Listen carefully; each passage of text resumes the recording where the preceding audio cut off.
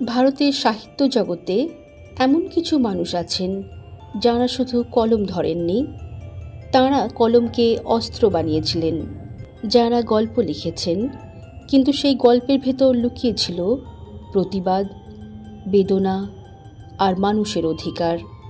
আজ আমরা কথা বলবো এমন একজন সাহসী লেখিকা, সমাজকর্মী এবং নির্যাতিত মানুষের কণ্ঠস্বর মহাশ্বেতা দেবীর বিষয়ে।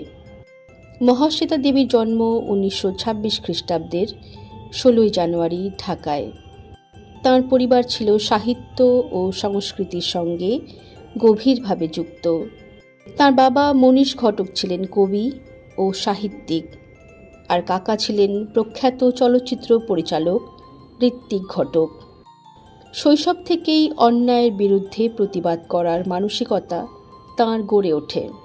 মহাশ্বেতা দেবী পড়াশোনা করেন শান্তিনিকেতনে রবীন্দ্রনাথ ঠাকুরের প্রতিষ্ঠিত বিশ্বভারতীতে। পরবর্তীতে কলকাতা বিশ্ববিদ্যালয় থেকে ইংরেজি সাহিত্যে স্নাতকোত্তর ডিগ্রি অর্জন করেন। কিন্তু তাঁর আসল শিক্ষা এসেছিল বই থেকে নয়, এসেছিল সমাজের কঠিন বাস্তবতা থেকে। তিনি গভীরভাবে কাজ করেছেন আদিবাসী, দলিত, ভূমিহীন শ্রমিক ও প্রান্তিক মানুষদের সঙ্গে, যে মানুষগুলো সমাজের মূল স্রোত থেকে বহুদূরে। মহাশ্বেতা দেবী তাঁদের মধ্যেই নিজের জীবন খুঁজে পেয়েছিলেন।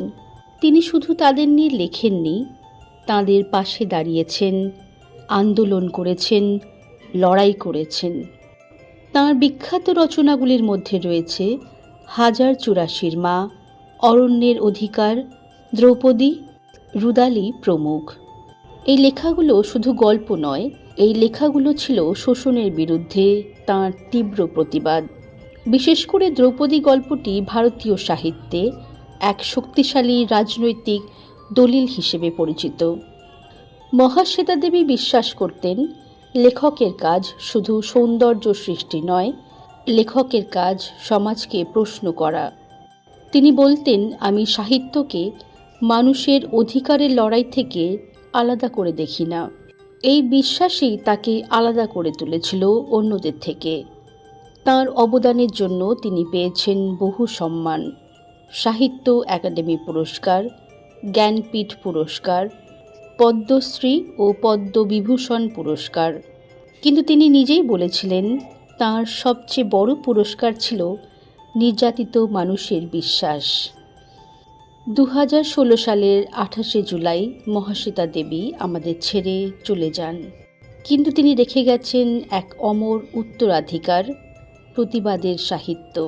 আজও যখন আমরা অন্যায়ের বিরুদ্ধে কথা বলি, তখন কোথাও না কোথাও তাঁর কলম আমাদের পথ দেখায়। মহাশ্বেতা দেবী শুধু একজন লেখিকা নন, তিনি ছিলেন মানুষের বিবেক। যতদিন অন্যায় থাকবে, ততদিন তাঁর লেখা আমাদের সাহস যোগাবে।